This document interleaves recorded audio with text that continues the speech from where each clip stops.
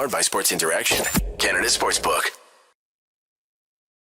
Welcome back, Oilers fans, to another game over Edmonton. It's the trio. We're back.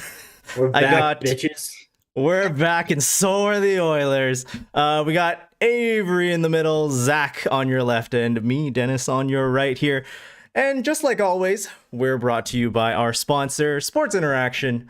Get in on the action and make your bet with Sports Interaction. Every hit, every shot, every goal, including the 5 tonight from your favorite team, the Edmonton Oilers, with competitive odds, the best live in play, and more ways than ever to get into the game, like Minute Madness, our exclusive game with so many opportunities to win by the minute. Download the app in Ontario, use the QR code you see at the bottom of the screen, or head to sportsinteraction.com/STPN to get started. 19 plus, please play responsibly. And throughout the Stanley Cup playoffs, we are raising money for Alphabet Sports Collective. Alphabet Sports Collective creates a safe and inclusive environment in hockey for folks of all sexual identities and gender expressions. Through education, community building, and mobilization, you can donate to Alphabet Sports Collective at alphabetsportscollective.com/donate. That's it for all of our reads. We are going live on this amazing victory, guys. It took a little bit to get here, but the Oilers are back in a major way. I don't know what you guys did during the 3-day break, but I know what Jay Woodcroft and the Edmonton Oilers were doing. They were gearing up and adapting to this Vegas team. Avry, what did you see first and foremost that led to this incredible performance after a Game 1 dud? Oh, wow. First of all, there wasn't a ton of lineup changes. I know we saw Derek Ryan in for Matisse Janmark tonight, but what I did see tonight that, again, was impressive was Leon Draisaitl.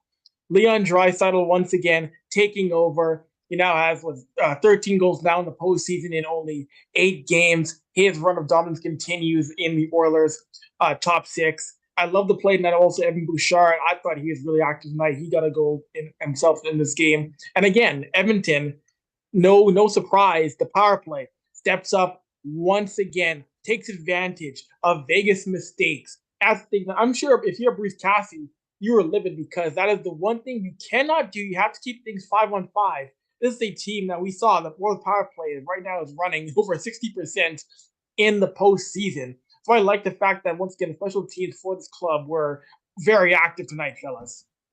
Okay, yeah. So let me take you guys back to the beginning here. Let me take you back to the game because obviously this was a full-on smackdown. This was a beatdown. This was a 180-degree flip from last game. The Oilers came into the last game not ready, not prepared at all for the Vegas attack, the Vegas forecheck. They were clearly not prepared. This game they come in, like I said, complete 180. They absolutely take it to the Vegas Golden Knights. Looked like a complete shell shock. I know a lot of Oilers fans said the last game. Worst game that the Oilers have played in 2.5 months, 3 months. That was the worst game of the playoffs by a mile. Every single player you can point at from top down played horrible. I'm sure Vegas fans are going to look tonight and say the same thing, that Vegas is capable of better. Their forecheck was almost non-existent. When the Oilers were winning all the puck battles last game, the Oilers came in tonight and they won all the puck battles. Sorry, they lost all the puck battles last game. Edmonton was the quicker team. They were the smarter team. They were a more determined team. They were the more aggressive team. Every single possible category, the Oilers took the W. Now, the difference is in last game, that was the Oilers' worst game. They still put up 4 goals. Whether it's on the back of one guy or the back of 4 guys, it doesn't matter. They still put up 4 goals and still only lost. We're down by 1 goal with 4 minutes left and still we're in that game. Vegas's worst game, you see, it's not even close. You see the discrepancy, right? Vegas got nothing. Their only goal came in like a high slot tip from Ivan Barbashev where, the puck bounces, it pinballs off a bunch of people, bounces in from the top slot, right? So the Oilers obviously performed phenomenally. As good as you could possibly expect. This is a bounce back of Kings. Absolutely. And we'll get into the details as to why. But I want to ask you guys, before the game started, we find out they always come up for warm-ups. They always skate, Shores on the ice. All the scratchers are on the ice. You kind of don't know what Jay Woodcroft's going to do until the starting lineups come out. You find out, and I know last game, everyone wanted Vincent Desharnais scratch. Everyone wanted Dylan Holloway in the game, myself included. I was one of those people. Jay Woodcroft elects to go with the exact same lineup, but just swaps out the injured Matisse Janmark for Derek Ryan. What did you make? What were you thinking when you saw that Vincent Desharnais was still in the lineup and that Holloway was not in the lineup? Dennis, last you, and then Avery. Me last or me first? Oh no, Dennis, you and then Avery. Dude, I know we're super excited here, and like, here's the thing, right? When we're talking about Desharnais, yeah, he hasn't had a great playoffs. This might be his best game. Like, as a defenseman, you know, if you make a mistake, that's highlight reel, right? You know you're absolutely getting flamed. The best defenseman is a quiet defenseman, unfortunately, right? When you look at how he played tonight, he was making full use of his gigantic wingspan, right? He's not the quickest skater, that's fine, but he's a huge body with this long reach and an even longer stick. So once he gets into a position where he can poke pucks off of guys' sticks, it completely negates all of the pressure. And this game, from the beginning, was all about pressure. I mentioned in game one that there was a lot of forechecking from Vegas. They just stuck things into the boards. There was no amount of room, even though the Oilers were running guys in hits. This game was the exact opposite. Anytime Vegas tried to get into the slot area, guys like Desharnais, guys who were coming back, forwards who were coming back on the back check, they got sticks in lanes. That just completely stifled the Vegas offense. And I think a part of that is the fact that these big forwards were coming back in support of the defenseman like Desharnais, who played actually quite a few minutes tonight. He ended up getting like 11 minutes of ice time, more than Broberg. Can I just say a lot of those were garbage time minutes? It was like Jeremy Lin in Game 4 of the Milwaukee Bucks series with the Raptors. Like, Wow. I don't put a lot of stock into Desharnais' minutes tonight. I'm sorry. Besides, and again, I don't want to be the negative Nancy. I would try to be very positive. This was a phenomenal game. Made a great play defending Mark Stone on a rush where he poked the puck away. Every other shift was a literal heart attack. I believe when Vincent Desharnais was on the ice tonight, in a win where your team won 5-1, the Oilers got 2 shots and the Knights had 6. Not a very good night for Vincent Desharnais. But again, let's not focus on that. But Avery, your turn. What did you think of Woodcroft's lineup decisions? I'll just call them before the game started. I'll go back to mention that we're talking about Vincent Desharnais. And of course, we all know game 1 for Desharnais was a tire fire. You turn the puck over. The game felt too fast for him. The forecheck had him having a lot of trouble defensively into the ice. It wasn't his worst game, of course. Again, he's a rookie, 26 years old, but this is his first bit of NHL playoff action, still learning how to play in the NHL playoffs. So he did use his side. It wasn't as bad. I think Zach was a little too far. I didn't think it was heart attack inducing from my end. I thought Desharnais made some smarter plays, used his sides very well, and they neutralized the forecheck, and he made zone entries for Vegas tougher. Vegas had a hard time with zone entry, then getting shot and clogging up the shooting lanes. I feel was better. I thought clogging the shooting lanes up was a much better thing for the Oilers. I don't know, because when, like, for me, what sticks out is Desharnais comes on the ice with Kulak, right? He's in the offensive zone. I don't have his zone starts up in front of me, but he fails to hold the puck in, and it leads to a rush chance for Vegas. I believe Edmonton's rush defense tonight was significantly better than it was last game. Because again, when Vegas is going to generate most of their offense, I'd say 75% of Vegas's offense comes off the rush. They are a rush team. Vincent Desharnais is not a fleet of foot. When he's skating with you, it's unless you bring the puck in and he uses his size, that's where his one benefit is his reach, is his size. He's going to get walked more often than not. And when I was watching him skating back in transition, every time it looked like Vegas was able to generate. And I think it does stick out when you were on the ice, the puck was in the Oilers' end. In a night where the puck was primarily in the Vegas Golden Knights' end, and Vegas had no fight, no hope. And a lot of these garbage time minutes at the end kind of boost it. But to me, not very happy. And again, not like I wasn't very pleased with Vincent Desharnais' play. It's still, to me, it was more of the same. Just the difference is Stu made the saves today. So that's why it doesn't stick out nearly as much. I thought the Oilers forwards also that he was on the ice with when he's on with the bottom 6. I thought this was the best game for Nick Bukes. Obviously, there's only been 2 games in the series, so it's not saying much. But Nick Bukes died flying tonight compared to the last game. I know that there's a sickness clearly going around. Derek Ryan injected back in the bottom 6 makes a major difference. He's a phenomenal bottom 6er. One of the most underrated Oilers on the team by a mile. Let me just check this out here. When Derek Ryan is on the ice, he's not on there with McDavid. He's not on there with Draisaitl, and the Oilers outshoot the Vegas Golden Knights, right?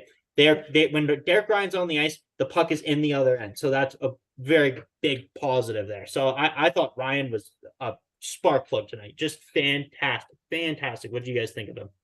Well, here's the thing. Like, I love players like Derek Ryan because he is a guy that you're right. He's not got the flash. He doesn't have the riz, right? But the guy is the most hardworking type of player. You know, he's a guy who never he earns everything. He never takes everything as expected. You know, I'm a hockey player. I'm an NHL caliber player. You know, he works every shift. Every single shift, he's in opponents' faces, he's against the boards, and a lot of the times he takes some punishment for it, because let's be honest, he's not the biggest of guys on this roster. But early on in the game, he already made a huge difference, sending them to their second power play, if I remember correctly, from off of a high stick. It's plays like that. Ryan got high stick. Exactly. Yeah, it's plays like that where he's drawing penalties for you. The fact that he's a fourth line player and he's able to constantly generate offensive zone time, strip pucks away, get them, you know, out of some high danger chances and pin them against boards, get them out of the zones. That's the thing that Derek Ryan excels at. Not to mention, he occasionally chips in with a real beauty of a snipe every once in a while. Avery? Totally. In the playoffs, guys in your third and fourth lines cannot be liabilities. And even better, Derek Ryan, he knows he's been in the trenches before as a 35-year-old. And right there, as you mentioned too, he's the kind of guy you can trust to give you some bottom six scoring. We saw him come up with a major goal against LA in that series. We saw him play tonight. He is the ideal third and fourth line for the postseason, where you can trust him with a solid amount of minutes in a big game against a team like the Golden Knights.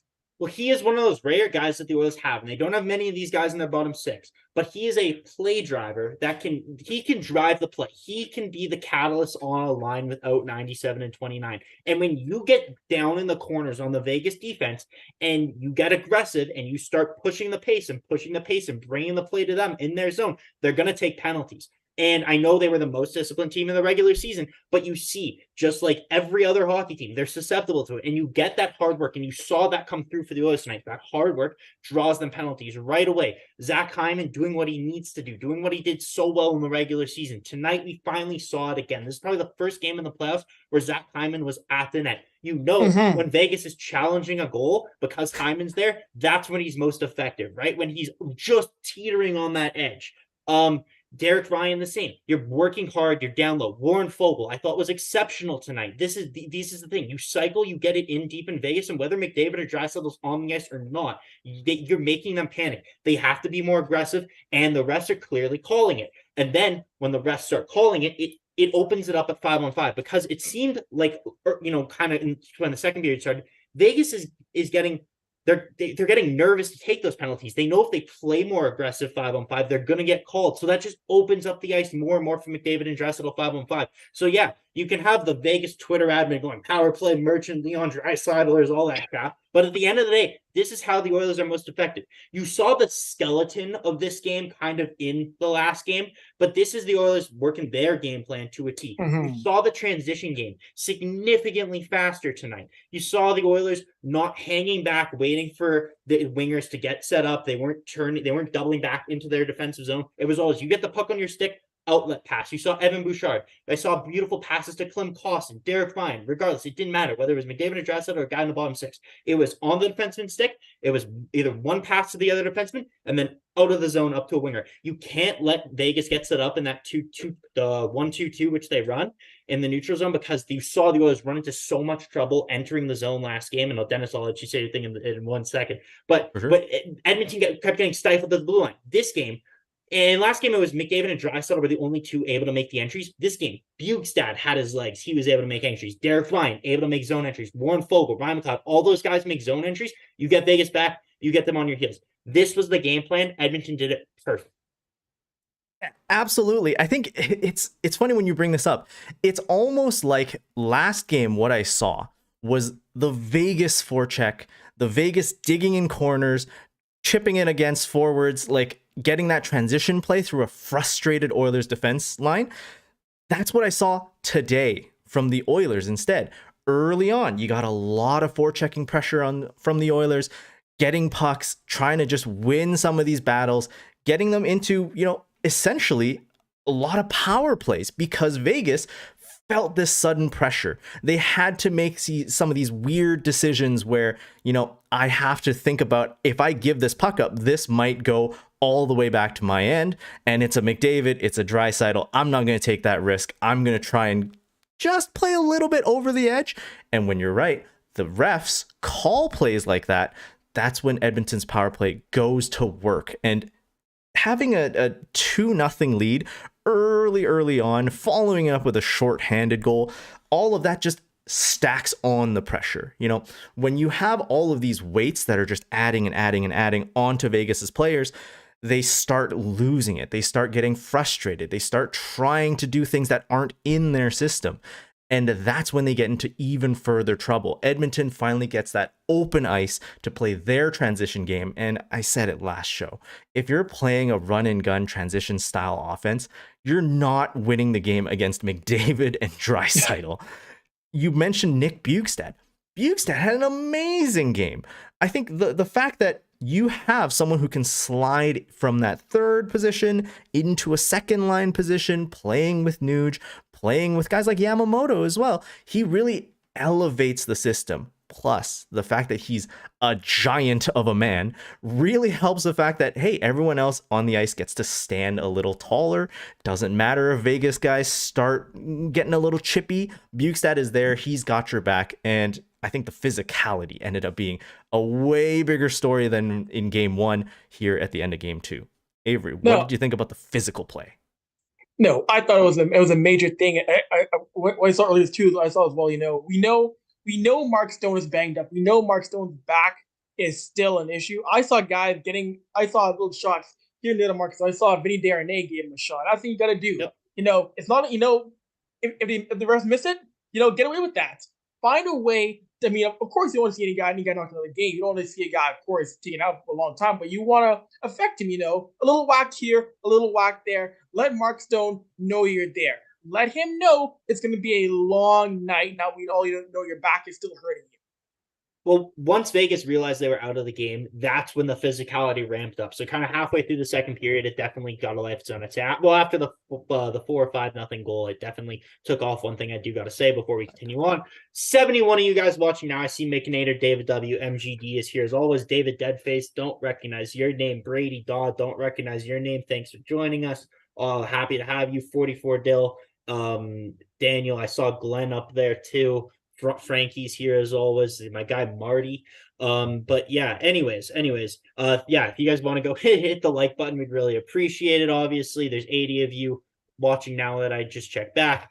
These are super fun to do. Obviously, when the Oilers win, when they lose, I want to die. But nevertheless, we're here. It's a game that we can celebrate. And yeah, I think what we should do, continue on, because obviously we're kind of touching on the main storylines as they go throughout. We should kind of just look at it in order. So when the game kind of starts, I know we're touching on all the big storylines up front, but the big storyline in the first period was the Oilers power play, right?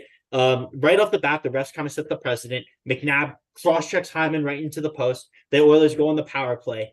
And who else but number 29, Leon Draisaitl, on the power play? What else can you say? Literally the greatest player of all time. My mouth is on the floor every time I watch this guy.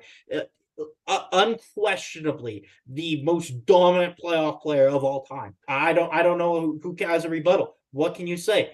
It's unbelievable watching this guy. But yeah, he puts the Oilers on his back. Like there's no else to say. I don't think McDavid's injured. The only guy pushing the McDavid injury is Ryan Rishaug, and Jay Woodcroft gave him the 1-2 Mayweather in the press conference the other day when Rishaug asked him a question. So I don't know what's going on there, but regardless, whether it's one guy that Vegas is talking about, or all the guys, which kind of was all the guys tonight, Leon Draisaitl exceptional on the power play. What did you guys think of his play tonight? Well, one thing I want to touch upon is I think that through the LA series and even more so through this Las Vegas series, McDavid is the target, right? You're seeing way more coverage on McDavid than usual. The times when he's really excelling is when he's able to go one-on-one with a bunch of guys in succession, right? You can see McDavid go, let's say, like from 200 feet all the way across the ice, beating 4 or 5 defenders just one by one. But it's so much more difficult if you play the style like that 1-2-2, where Vegas is just really zoning in on him. He's getting pressured from 2 defenders in the front, 2 defenders behind him that are back checking. That's when McDavid might have a little bit more of a tough time, right? They've finally started to do that with Draisaitl after his last game performance.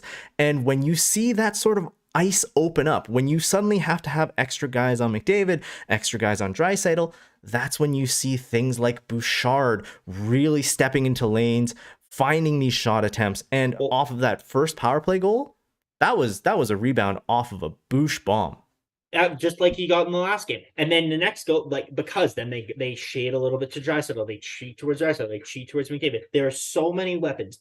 All 5 of those guys can burn you at any moment. The Oilers are so dominant. And I know, and you know what we've seen on a lot of broadcasts, whether it's TNT, whether it's Sportsnet, everyone is trying to show you why the Oilers power play is so deadly. You know, they break it down to X's and O's. I saw TNT was talking about the diamond formation, but none of them get it right. You know what it is? And I, to be honest, I haven't even watched them all to know this, that they don't get it right. Because the reason why the Oilers power play is so deadly is not because of the system that they run. Yes, that plays a factor. Obviously, Glenn Gulletson is a really good power play coach. But it's the skill that's on there. Every single player is dominant at their position, and it's the audibles that they throw. You see the Oilers, they can change, and they could run any of those 5 guys, maybe not Bouchard, in any position on the ice. You saw Hyman. Hyman, like we said, had a skating lace. He was carrying the puck sometimes around the zone, fending off defensemen. It's their recovery. It's the way Bouchard keeps the puck, and it's the way you saw Bouchard on that goal. I think it was the first goal. Bobbles the puck. It looks like Vegas is going to get the clear, but he could just pull some wizard shenanigans to kind of keep the puck in. There's 2 Vegas Golden Knights converge on him, and he gets the puck off to ride Nugent-Hopkins. And they're running audibles. This isn't any X's and O's. This is pure skill. They are taking what the Knights are throwing at them, and they are just rebounding off and using it to their advantage. Yeah, there's an element to it, but this is pure skill, and no one has figured it out because there's nothing to figure out. You change something up, and they just go with it, and they're just that good. They're that dominant. That's what I believe, at least. I don't know what you guys thought about the power play. No, you're right, Zach. You know, this is the most dangerous team when you see guys moving. Like you'll see certain power plays around the league. You'll see guys are staying in one spot. Guys are standing still. Edmonton, most guys are not standing still on this power play. Be it McDavid, be it Bouchard, be it Draisaitl. They're always on the move, like you mentioned, Zach, calling audibles, adjusting things, creating a matchup nightmare for first Tom McClellan and now Bruce Cassidy in the second round series here. And again, when Draisaitl, we saw Draisaitl go to net before. When Draisaitl stays wide, when Draisaitl goes to the outside for the one-timer, it is so hard to stop. I mean, we know it's coming. We know what he's trying to do. We know he's going to he's going to the hash marks there, get a one-timer off. And it's still so challenging for opposing teams to do anything about that. That is terrifying if you're Vegas. You know it's coming, and you still struggle to stop that. Absolutely. Like, think about it too, right? This team is not only good on the power play, they are also good 5-on-5. They're also incredible shorthanded, which when you look at, okay, McDavid and Draisaitl, they've done their thing, the Bouch bomb for the second power play goal. We know their power play is deadly. During that second power play, the Oilers, I think, never left the offensive zone. They were there for over a minute, and they just cycled off of the play of like Hyman recovering pucks. Draisaitl's, he's not a small guy. It's real hard to shake pucks off of him, and McDavid is slippery as always. Bouchard has done an incredible job on the power play, holding pucks into the zone, getting them out of, these pinch chances. That fact, coupled with the fact that, hey, McDavid now plays shorthanded, means that you are constantly feeling the attack. You are feeling the attack when there's 5 guys on the ice against you. You're feeling it when obviously you're in a penalty situation. And now, even when you're supposed to be up, you have to watch 97 because he could do what he did for the third goal. Yeah, and exactly. I'm glad you brought up the third goal because Shea Theodore can't hold the puck in at the blue line and the puck kind of gets chipped out. It looks like Shea Theodore is going to win the race, but Connor's just so fast and outmuscles Shea, gets the puck and just it looks like he's going to go up top, kind of like you see him pull it in forehand, go right up top over the goalie's glove like we've seen 1,000 times. But he just tucks it in right under Laurent Brossoit's pad as he was kind of moving upwards like that. It was a disgusting goal. McDavid obviously so dangerous. To me, it does feel like, though, Vegas gives up more than I've seen out from a lot of other power play shorthanded. It felt, even last game, the Oilers didn't capitalize, but it felt like every time Vegas was on the power play, Edmonton got at least one shorthanded rush. And I know Edmonton does look for the shorthanded rush probably a little more than any other team, but tonight you saw there was a power play Vegas had in like the second period. I believe they were only up 3-0. Edmonton got 3 shots shorthanded. It kept being there was rush after rush, and it's not just McDavid making the steals. You see Bukestad rushing up, you see Hyman rushing up, Darnell Nurse rushing up the ice, Ryan Nugent-Hopkins. It just Vegas gives up a lot. Yamamoto was bringing up the puck. They do leak a lot shorthanded. And I wonder if that's something that Jay Woodcroft has specifically isolated and targeted this series. I don't know, but obviously it paid off tonight. Special teams merchants, power play shorthanded, does not matter. The Oilers are taking the W.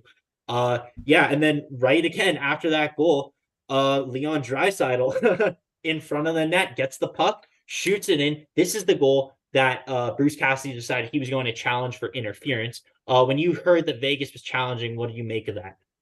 Dennis? Avery, try and talk some sense into this. Like, why on earth did he challenge? I mean, the way NHL officiating is, I get why you challenge it because you might get it overturned because we know how bad it can be when it comes to reviews.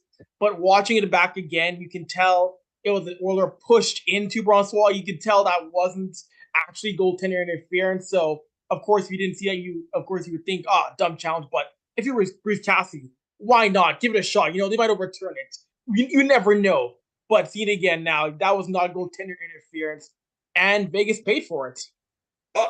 He was throwing the Hail Mary. You're right. He throwing the Hail Mary. When you saw Haig push him in, if Haig pushed him in to the blue paint, I could see it being one of those 50-50, the refs just kind of pulled out of their ass in the calls. There was no chance this was coming back. And I thought the Oilers were going to burn them on the power play right there. I was like, this seems really dumb. I understand you're down by 4-0. Obviously throw the Hail Mary. But I don't know if that's a decision that I would have made necessarily, because the Oilers ended up getting that 5-0 goal anyways on a power play later in the game. They went 3 for 6, 50%, actually brings their playoff power play percentage down, which is absolutely ludicrous. We'll talk about it later, but like the later power plays, man, like who cares? We're up 5-1. Well, it does. They had Klim Kostin on the power play. I don't think the Oilers cared that much at that point. They were just trying to, because Vegas. So once it gets to 4-0, the shots are 19-4 after the first. This is one of the best starts we have seen from the Oilers in a while. In the LA series, they didn't have starts like this. It seemed like they were coming from behind quite a bit, and those were close. Those were closer games both ways. But yeah, second period starts. Edmonton transitioning. I do want to talk about that 4-0 goal. Okay. I think that fourth goal highlighted something that was kind of solely missing from that first game. And that's that sort of heart, the sort of hustle, the composure. Because on that fourth goal, the battles, right? On that fourth goal, Kulak got beat, right? This was an effort from Kulak going back up ice to get the puck, to recover. Glad you brought that up. So if Kulak doesn't... defense, man. Exactly. If Kulak doesn't do that, if he, you know what, I got beat, I skate slow, I'm gonna probably trip and eat the ice. You know what, I'm just not even gonna skate quickly. No, he hustled back there, stuck his stick in, tried to knock it off, and it did, which led to Hyman, and Hyman had a great shift carrying it around, I believe. Yamo. It was Yamo. Missed the net. Yeah, and Yamo paid the price, because when he first collected that puck, he was around that sort of like center ice zone, but against the boards, right? Yamo is a small guy. He knew guys were coming, so he had to throw that puck quickly, but he did it succinctly, smartly, got it back into the offensive zone, his sacrifice, and later, yes, he did flub the one-timer attempt before he got back around the net and found Leon Draisaitl. But that amount of sacrifice from Kulak and Yamamoto was pivotal to that fourth goal, and I didn't see it in the first game. I saw it in spades in the second game. It's the wingers. It's the wingers. Absolutely. Yamo, Hyman, everyone. But once it goes to 4-0, and I love the fact you brought up that transition defense, because it did feel like early on when Vegas did get those opportunities for those 2-on-1s, those 3-and-2s, where they make their money, Edmonton's defense was up to the task. Before the game, Kevin Bieksa was showing how, in the 3-on-3 situation, Edmonton was getting burned. Their defense was just jumbled up. It was out of sorts. It was completely off how it should have been defending a team like Vegas off the rush. Jay Woodcroft clearly made a switch. They were significantly better defending it. Vegas wasn't able to do it. And then when they mess up those rushes, you get a rush chance the other way, and they were able to make them pay or get in the zone, start cycling, and draw a penalty and make them pay in a different way. Either way, it was really good. Everyone's saying Vinny played 11-16 in the chat. We appreciate it. Also saw Andrew Berkshire in there, so I wanted to make sure that I gave him a shout out before. But yes, this is what I wanted to say after. So once that fourth period starts, last thing about the first period. I'm sorry, guys. Stu didn't get a lot of work. Did not. Which is almost tougher because when he did, it seemed like Vegas did get some decent chances. I was really, really happy with the play of Stuart Skinner tonight. Outstanding. Best game of the playoffs by far. He saved, I think, over 2 goals above expected. And Laurent Brossoit, I thought, was the Vegas' best player, to be honest. The Oilers generated like over 4 expected goals, and Laurent Brossoit was under negative 1 goal saved above expected. So he didn't really allow anything that he shouldn't have. The Oilers were just that dominant tonight, right? They did end up going to Aiden Hill later in the game, but later on in the second period, the Oilers end up going up 5-0 on a power play goal. Connor McDavid, that was probably the weakest goal that Laurent Brossoit allowed. There were just too many holes. McDavid's too good, snuck it in right away. But and yeah, when you look at Brossoit, his reaction after that goal, it's deflating, right? You're in position. You should have this one. And McDavid just finds that one little spot behind your knee. How many people are thinking about like that little area behind your knee? You're trying to think, you know what? Who's he going to pass it to? This is McDavid. He could do any number of things. And he just goes, yeah, I see a spot. I'm just going to pick that one. And Goodbye. They tried to hit the bank shot a couple of times too earlier in the game and missed. But he's clearly has holes there that have been pre-scouted. Avery, I was going to mention, you mentioned the bank shot, guys. I was talking to Cam Moon last month about the bank shot. Ask Cam, as a goaltender, how do you really defend Carr's bank shot? He's saying how in coaching, there's no real way to defend that because you normally push out the challenge guy in front of you. And most goalies duck down when they're playing in net. And Connor can see that. Connor pays attention. When a goalie dips his head, and he's saying to prevent that more goalies need to stand up taller to avoid that bank shot. But when your coach is a goaltender, he sees you goalies more duck their heads more. And Connor looks for that. Connor waits for goalies to duck their heads in net, which most players don't do. Connor does, and Leon does. It's amazing how those guys wait for that moment when he ducks their head in net. I want to ask you guys about something we kind of touched on it a little bit earlier. So Marty Milner in chat brings it up. He says McDavid is not himself, definitely nursing an injury. So it's funny because you see him shaking the leg. You saw in the end of the first period when Pietrangelo goes to slide tackle him and he goes flying into the boards. He's kind of grabbing his leg there. You're like, is that this leg injury? This mythological, not even mythological, this rumored leg injury that like you hear about. There's little whispers here and there, but no one really knows because then you see him flying down the, short-handed, out muscling Shea Theodore, and it's so hard for me to say. Is he unlucky and his shooting, he's just not capitalizing on the shots that he usually capitalizing because his shooting percentage is taking a dip and it's something that he'll just, bounce back from? Is it an injury? I genuinely can't tell. Avery, what do you think? And then Dennis. It's tough because again, like last year, guys like Leon Draisaitl, Carmen David, Jay Woodcroft, they'll never tip their hand. They'll never give you a hint of these guys either or not. They'll never say it publicly. It's always, I'm good. Even when you see certain things, they'll never admit it. They'll never give you an inch. So it's tough. Maybe there's a high pain tolerance, but it's tough to really say because no one's ever going to give you a hint that they might be banged up. Neither guy will. Absolutely. Yeah. Dennis? I think MGD said exactly what I was going to say. 70 to 80% of players on all teams are nursing some sort of issue. They had to play an 82 game season, 1 round of the playoffs, and now 2 games in round 2. McDavid's got to be sore somewhere. Like, I don't know about you, Avery. We're both the same age. I wake up in the morning and my back is sore. There's nothing wrong with me, and I already hurt just doing nothing. Now, granted, McDavid's a way better physical athlete than I am, but he's taking pucks against his shin pads every now and then. He's getting guys chopping at him, slashing at him. He's got to be sore somewhere, but it's not an injury. I don't think if it's anything that's actually bothering him. I think that he would probably work it together with the athletic trainer. He knows exactly the shape that his body is in. This is a guy who managed to will his bones and tendons back together. So I have full faith that Connor McDavid is fine. There's some sort of soreness, but there is when you're playing hockey, and he's going to gut it out no matter what. If, further into the playoffs, we get some sort of development, I'll eat my words there. But I think he is absolutely 100% minus the typical soreness that every NHL player is facing right now.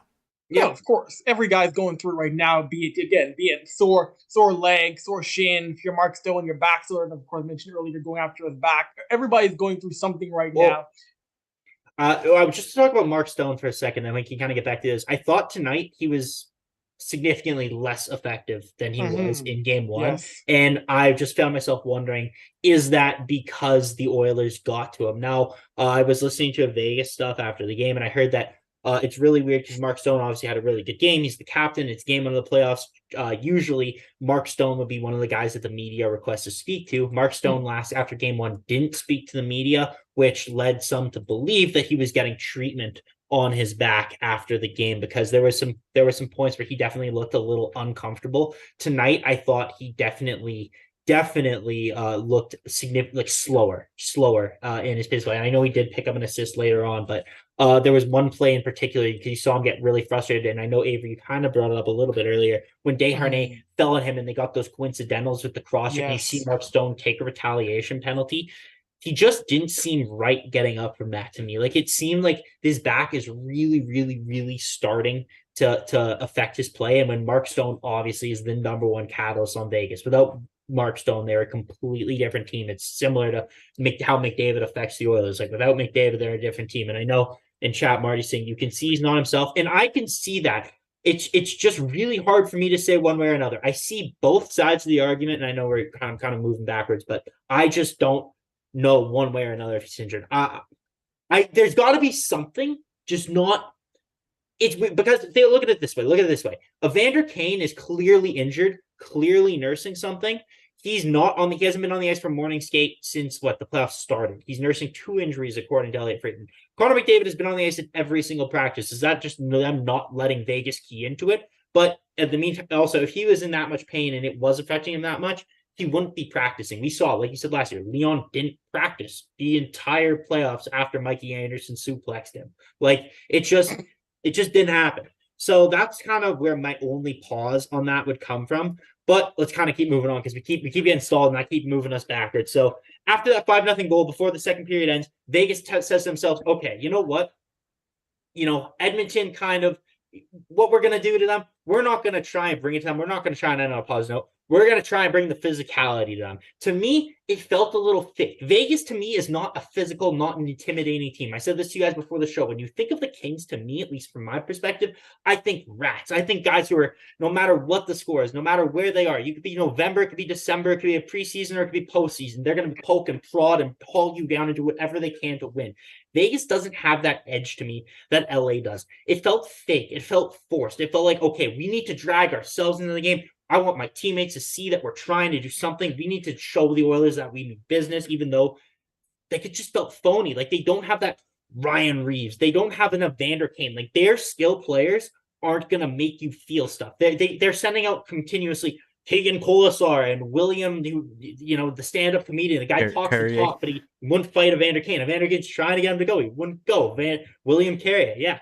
Like, I saw people talking about this earlier, and I know we can get into the whole Evander Kane thing because Avry wants him suspended for the rest of the series. That's a lie. I'm joking. I'm just joking. Avry didn't say any of that. I was just me.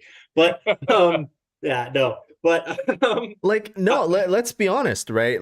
You are absolutely right. Vegas doesn't have that physicality in them. This is a guy who's trying to look tough at a bar, right? He's completely emasculated. It's 5-0 at this point. You are being outplayed, you are being outworked, you're being out physicaled, and you start picking fights. Yeah, you know what? This is not the Edmonton Oilers that were playing in the playoffs last season. This is a different Edmonton Oilers. I don't even want to begin to say you know what the average height of this team is, because all I know is that they're all pretty much over 6 feet. You are trying to fight with guys that are way out of your league now. If you're LA, sure, because you might pull a thing or two, you might get a little bit sneaky, but Vegas, you don't got that dog in you, man. Hyman, he's got that dog in him. He will absolutely fuck you up. All right. Yeah. The Oilers lead the playoffs in dog per 60. But Avry, what do you think? What do you think of when Kulak? So you see Kulak and Howden go, and then it comes to the corner. You see Bukestad and dragging people off, and CC and Kane. What do you think of that whole situation? I want to hear from your perspective, because you weren't happy with the Kelly Sutherland, what he did with the Evander Kane thing. Okay. Well, I'll start with the topic at hand, the physicality. Like Vegas a couple of years ago, they were a physical team. We had Ryan Reeves. They were a physical team. They were more of a scary team 2-3 years ago. They were a team you really want to mess with. Now it's like, they're not really a team that I'm really afraid of. I'm not really scared of anybody there, even though you saw fights with Howden, Zach Whitecloud. It's not really an intimidating team. And then going back to the Keegan Kolzar, Evander Kane situation, my issue is not really with Evander Kane. Guys are going to fight. Understand that. Guys are going to go after it. My issue is that it's just the system of that, how it's linesmen break up the fights, yes, and referees like Kelly Sullivan are recording notes. I get that entirely. My thing is when we have a guy on top of another player down on the ice, when the code or how it's supposed to work is, when you're down a guy, the fight's over.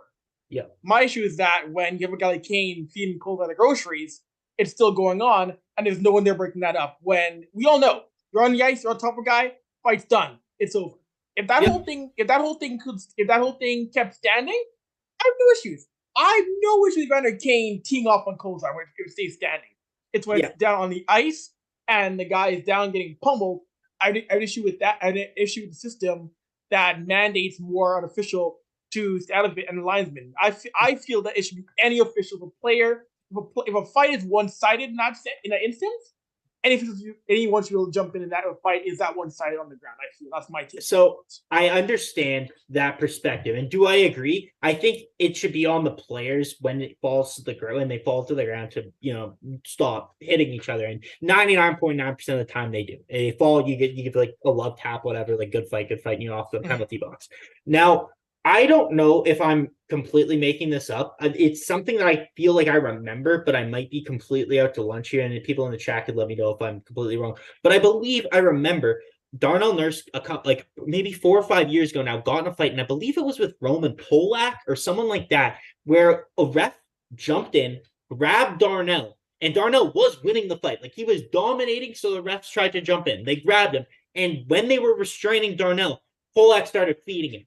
And I think there was a conversation at the GM meetings or something about linesmen and officials jumping into fights, because when they tie up one guy, they're clearly giving the other advantage to the other guy, because you can just feed the guy because he doesn't have his arms all of a sudden.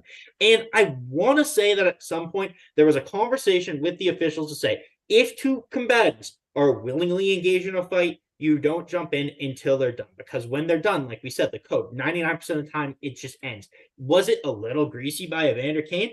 Absolutely. It's the playoffs. You know what else is greasy? Hitting Mark Stone in the back every time, but that's playoffs. Everything, there is no, as long, whatever line the refs set, that's what the Oilers are going to toe up to. And this was allowed by the letter of the law. This is what is allowed. The Oilers are going to do it. I have no problem with Evander Kane doing that. If someone did it to Vegas, on Vegas 17, I'd probably be here yelling and screaming, no, suspend the guy, whatever. But I know you would. You would. Like, I'm fully trying to admit the bias right now. Like, that, it is what it is. But Evander Kane clearly, in that instant, got under the skin of Vegas, and for the rest of the game, they were chasing around him. Most of it, he was in the box, that 10-minute misconduct. But by the end of the game, you saw William Carrier, he's like, let's go. Evander Kane did what he did perfectly. This is what happened in the Calgary series. I saw someone brought it up earlier. Kane versus Tkachuk in the final.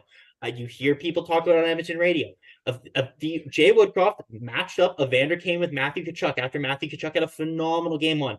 Matthew Tkachuk was silent the rest of the series. Evander Kane, I don't know what was said. We don't know what happened on the ice, but Evander Kane won that battle. Can he go over the line?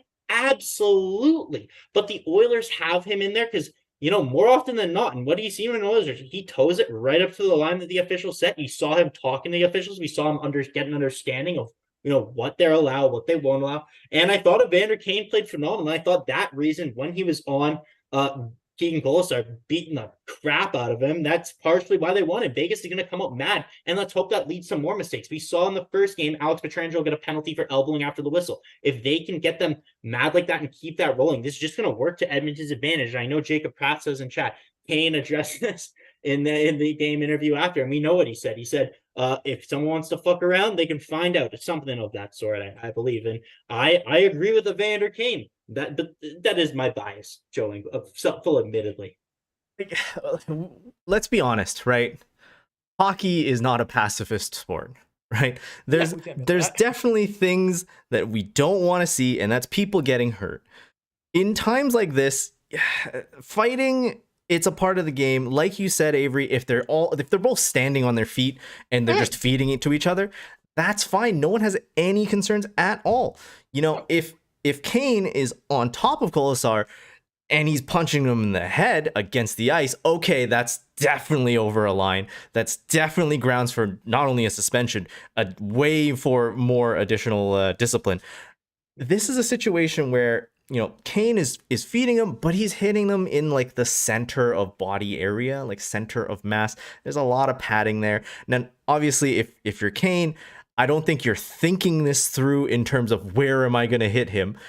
You're just trying to send a message. And if you're trying to just play the cerebral game, I'm not trying to get suspended an extra 2 games here.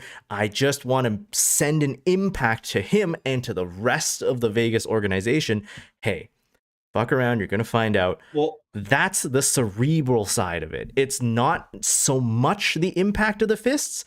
It's the thinking behind it of, look, I'm not afraid to, like you said, Zach, toe the line of what is acceptable and what is not acceptable. I'm going to get right up in there. And if you want to find out, you know what? Challenge me. Do things that you will get penalized for, because from this point on, guess what? I'm not retaliating. I'm not gonna go back at you. You can go ahead and chirp. You can go ahead and drop your gloves. I'll do like 1 glove. I'll hold on to you so that it looks like I'm ready to go. But the refs are gonna hold on. We're gonna just split up, and it's just gonna be in your head for the next 2 days. And if you make a mistake, game 3, early on in the period, our power play is going to absolutely make you pay for it. Exactly. I think mentally they was in a perfect position with that. And you saw Klim Kostin, he wasn't on the ice for that specific instance, but then after, you could tell when he knew the physicality was ramped up, you saw, and I pointed us out on the broadcast where I believe something happened to Connor, and he kind of skated over, and Connor said, no, go to the bench. But then later on in the game, we love it from Klim Kostin. It was up 5-0 at this point, or 5-1, right? Vegas is kind of putting some pressure on. They're in the offensive zone. They're not generating much, but to get it to the point, man, Klim Kostin selling out for 2 blocks in the third period. That is the effort. That is the intensity that they lacked last game. And you could saw, and MGD said this way further up in chat, but it just stuck out to me. And I think this is the perfect way to describe the way of this game. Vegas was trying to show the fight, but they just lacked that intensity. I think that's why it felt fake. They felt like they were forcing themselves. There was no intensity even in their physicality. And I think that's the way that it was. But then you see in those plays where you have 4 or 5 goals in the third, 10 minutes left, and you're selling out to block those shots. The entire bench is standing up. That's the mentality that this team knows takes to win a Stanley Cup, to continue on. And that's something that Vegas didn't show tonight. And then after that, Avry, you brought up the fight with Zach Whitecloud. Klim Kostin, under a minute left, smokes him into the boards. Whitecloud slashes his shoulder pad and then grabs Klim Kostin. I don't think he knew how good of a fighter Klim Kostin was. I think he regretted that one really quick. You could see Kostin's fists were bloody. Whitecloud was just trying to kept tie him up and hang on for dear life. And that's when the game kind of got out of hand. I texted you guys. I was like, they need to just end this. It's so way too long. Way too long. I was trying to get the show going. But yeah, I don't know. What do you guys think of the way the Oilers finish off the game, their intensity throughout, even being up by 4 goals? Avery, It's what you need to win a Stanley Cup. This is how you need to play. This is a response you need to have if you want to be taken seriously the Western Conference contender. A strong game all around. We mentioned the great play offensively. We mentioned the strong play of Stewart and bouncing back from game 1. We mentioned the intimidation factor, pissing off Vegas. This is what you need to bring every night to win a cup. And now going game 3, back to Edmonton. All momentum is on Edmonton's side. You need to keep this up to take a 2-1 series lead.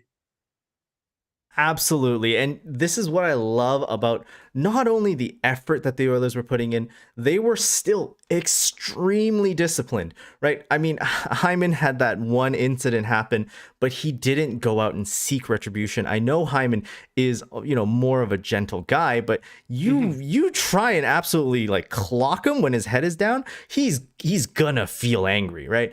But he went out, he found Carrier, because I think who actually hit him, like McNabb? No, so I'll say that was a really weird play to me, because McNabb tries to smoke him, very similar to the Trudeau and Meyer hit, but Hyman was very happy, didn't bounce back. Then I don't know why it happened. Carrier grabbed Hyman and tried to fight him. Like, I don't understand, because made no sense. Hyman was trying to get back at him, but the worst he was going to do was to give him a little smack with a stick. That's Hyman as a player, right? He's not going to, if he sees someone else gets destroyed, he's in that. He's in the scrum trying to pick out whoever destroyed, like, let's say if it was Yamamoto in the corner. That's what Hyman would do. But when it's himself, you know what? He gets up, he gets a little chippy, and that's it. He's done with it, right? That was the most mad I've seen Hyman, I think. Yeah. Carrier came in and just, I don't know what's going on there. The other thing that happened in the third period that I applaud Edmonton for being very disciplined with, Aiden Hill, when Kulak was going in on that semi sort of breakaway, he chopped at him with the goalie stick, and those things are heavy, right? Yep, they are. Into the boards. Kulak goes flying right into the boards. That could be incredibly dangerous, but props to Kulak for going, you know what? I'm fine. I'm going to get up. I'm not going to do anything stupid. It's 5-1. We're going back to Edmonton. I'm not giving them any momentum going forward. And end of the day, like, that takes a lot of discipline.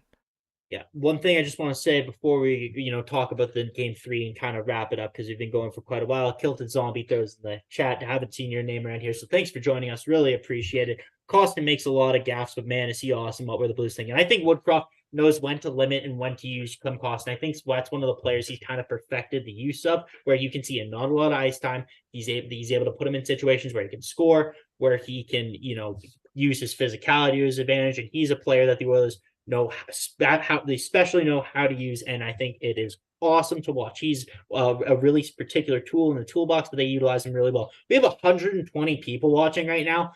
Thanks for joining us, everyone.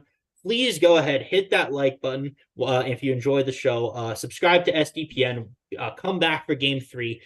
Comment in the chat if you haven't. We'd love to read your comments. It's supposed to be an interactive show. I know we kind of got a little carried away early on, but we're trying to go back to the chat as much. Now, obviously, the Oilers win this game 5-1. They Blues kind of get a garbage time goal off a couple bounces. Barbashev taps in. Not a big deal. Was disappointed to see Stuart Skinner lose the shutout, but what can you do? He played really good. Going into game 3, obviously, I think all three of us expect Vegas is going to give a much better effort. They're going to be, their forechecks, I think, going to come back a lot harder. Bruce Cassidy talked about the puck battles that they were losing, that they don't normally lose. They're going to try to not put the Oilers on the power play. We'll see how that goes. But just going to game 3, I want to ask you, are there any adjustments that you guys would make, or you roll with what's working? 11-7, even keeping Vinny in, just nothing you would change at all? Let's just say, for argument, let's say Mattias Janmark's ready. Do you put Mattias Janmark in the lineup game 3? Avery, go ahead, man. Honestly, guys, right now I stick with what's worked. They had one of the best games of playoffs with this roster, and even though Vinny played more minutes tonight, it wasn't as bad as what game was for him in the back end. So I don't want to tinker anything. It got you a W. don't change anything much. Keep the same thing going game 3 right now. It got you a 5-1 win on the road. Mm-hmm. Absolutely. I think you're going off of this, like you mentioned, in the other team's barn, even though 25% of the audience, it seemed like in that arena were Oilers fans. We go everywhere. Yes, they were. Phenomenal. You could hear them on the TV. Thank you to every one of you guys who traveled down to Vegas, who's in Vegas right now. You guys were awesome. We could hear you the whole broadcast, and I'm sure you guys were making Vegas fans mad. Love to see it. The fact that at the end of the game, when the Vegas fans had just started to head home, and the Oilers fans just went ham.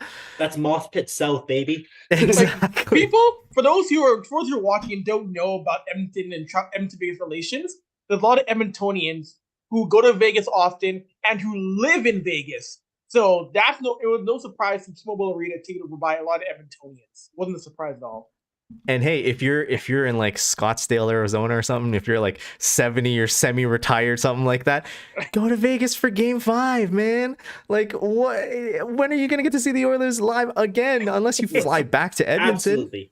If you're around that many Edmontonians, the only thing I would suggest is, have some gloves on just to be safe. You never know. Keep the fighter goes to Nevada. Imagine we behind enemy lines. Mayor Sohi just says, "You know what we're gonna do? We're gonna buy this guy a plane ticket, a one-way ticket straight to Nevada. Make him hang out in front of T-Mobile Arena. They'll never know what hit him. Get him behind the bench." Exactly. All the Vegas fans going, they all got 9 fingers. Oh man, wild. That's one of the most outrageous stories I've ever heard. That there was someone just, I don't know how that happened. Was people just walking around like this? Was the dude crawling underneath, just ready to just yap at fingers? Beats me how he did that. Well, what kind of vampire teeth does this guy have that he's able to slice people's fingers clean off? Oh my god, yeah, it is wild to me. That's one of the craziest stories. But obviously, that's I don't even know. We're kind of going off on a tangent with the rope biter, but hey, you know what? I'm hoping we haven't been able to watch news or anything. If the biter's still out there, if after Game 2 this happens again, guys, everyone for Game 3, wear your gloves. It's like Jack the Ripper. He's just never been caught. No. He's always lurking. It's a legend in Edmonton. It's like every time you're walking down in Edmonton, you're on White Ave, just know the biter could be anyone. You're in a bar, he could be right next to you. You never know. It's like OJ, why he doesn't go to California, right? Because the killer could be right beside him. This is the perfect time for Robert to come on. Thank you. There he is. Thank you so much. To continue watching Game Over Edmonton. If you work for SDPN, if you're one of our bosses, please don't watch this episode. Don't worry about it. Game Over Edmonton's going great. Next game is in Edmonton. It's Monday, May 8th, 6:30 Mountain Time is when the game starts. And we'll be back after that. Game Over Edmonton continues. We'll be back with Game 3 from Edmonton. That's it for us tonight. So long, and let's play the bomba, baby. Thanks for the cue, guys. Good night. Game over! Powered by Sports Interaction, Canada Sportsbook.